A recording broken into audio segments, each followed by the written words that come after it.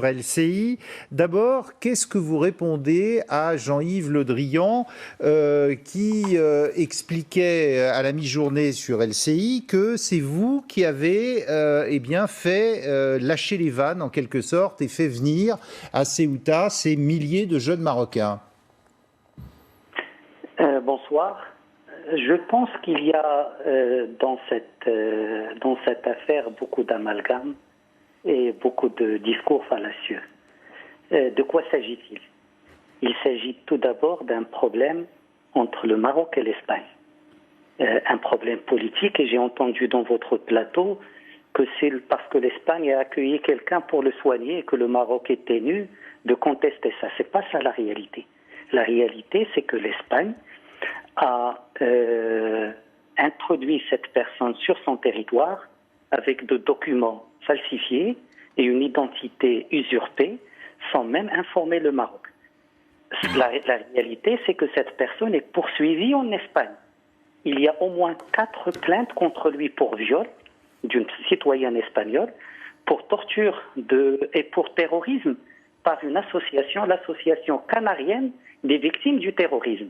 Donc il s'agit d'un cas d'état de droit, d'application de la loi d'abord espagnole et de l'intervention de la justice espagnole.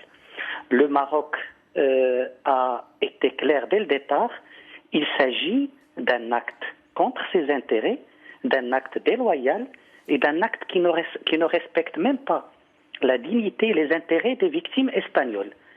Cette affaire s'est faite, le Maroc, les considérations humanitaires qui sont présentées, c'est un faux alibi.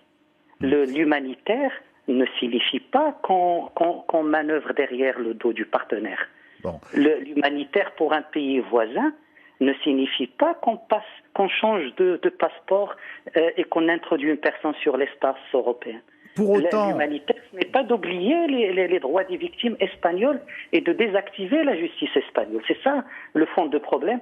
Ce n'est pas que le Maroc crée un problème parce que l'Espagne souhaite soigner quelqu'un. On comprend votre point de vue, monsieur le ministre, mais pour autant, si vous parlez d'humanitaire, ces images ont choqué le monde entier de voir des milliers de jeunes Marocains tout d'un coup filer vers Ceuta, plus de 8000 en une semaine, et l'Espagne qui dit mais qu'est-ce qui se passe? Ça a été jamais comme ça. Avant, le Maroc retenait ces jeunes ressortissants et là ne les retient plus. Et ce sont des drames humains épouvantables.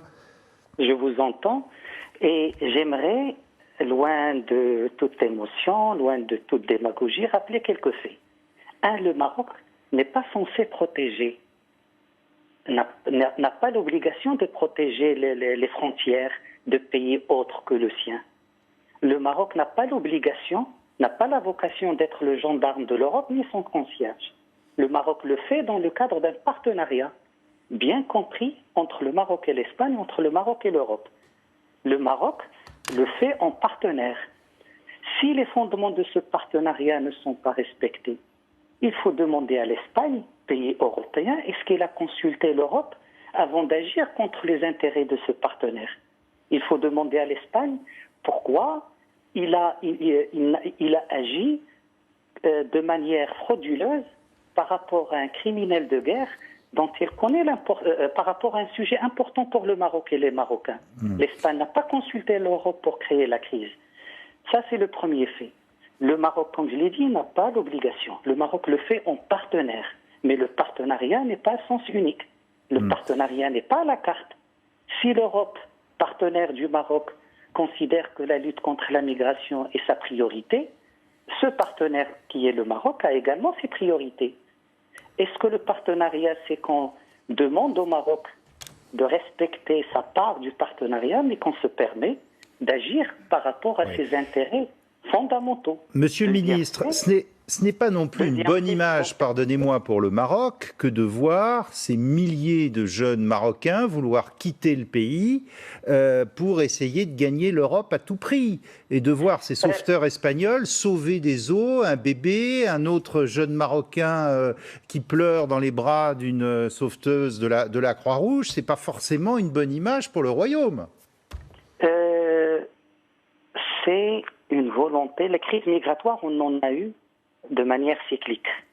Ce qu'il y a cette fois-ci, c'est qu'il y a un contexte où on a voulu surdimensionner tout ça pour détourner l'attention sur le problème réel. Le problème est d'abord bilatéral entre le Maroc et l'Espagne. Vouloir impliquer l'Europe, vouloir européaniser le problème à travers la question migratoire, c'est détourner l'attention. La crise est bilatérale entre le Maroc et l'Espagne. Et sur la question migratoire, le registre du Maroc est bien connu. Je vous donne 4 chiffres. Le Maroc a avorté 14 000 tentatives de migration clandestine en 3 ans. Le Maroc a démantelé plus de 8 000 cellules de trafic d'êtres humains.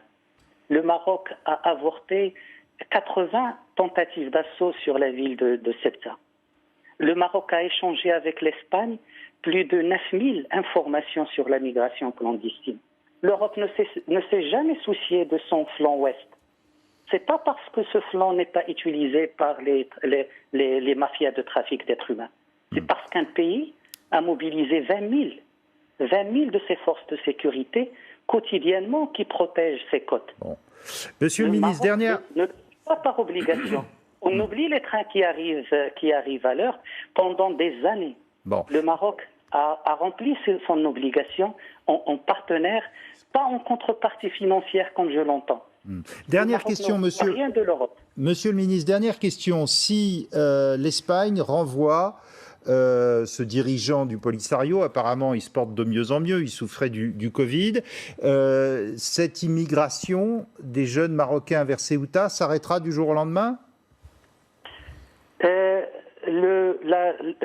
L'Espagne se trompe s'il pense qu'en renvoyant ce monsieur, surtout avec les mêmes procédés, que le problème va être résolu. Au contraire, ça veut dire que l'Espagne aurait fait un choix contre les intérêts du Maroc. L'Espagne aurait fait un choix contre ses propres citoyens victimes de ce criminel. Le Maroc en tirera les conséquences. Pour le Maroc, l'Espagne a créé une crise par des actes. L'Espagne, par les actes encore, doit résoudre cette crise. Mais on en sort comment de cette crise, monsieur le ministre, alors ? C'est à l'Espagne de trouver la solution. On ne peut pas manigancer le soir derrière le dos du partenaire et lui demander le lendemain d'être loyal sur les priorités de l'Espagne et de l'Europe. Et je pense que le Maroc est satisfait de sa relation avec l'Union européenne. Le Maroc n'a pas de problème avec l'Union européenne. Le Maroc a un problème avec l'Espagne et par rapport à un sujet particulier créé par l'Espagne sans impliquer l'Europe. Et je pense que c'est à l'Espagne de régler ce problème, c'est à l'Espagne de mener une enquête d'abord sur comment ce monsieur est entré, pourquoi on a changé son passeport, pourquoi on a changé son identité et pourquoi on a désactivé la justice par rapport à des crimes abjects qu'il a commis contre des citoyens espagnols. Merci beaucoup. Merci, monsieur le ministre. Nasser Bourita, ministre marocain des Affaires étrangères, d'être intervenu ce soir en direct sur LCI. Restez avec nous. On se retrouve dans un instant pour parler de quoi ? Eh bien, pour parler du président.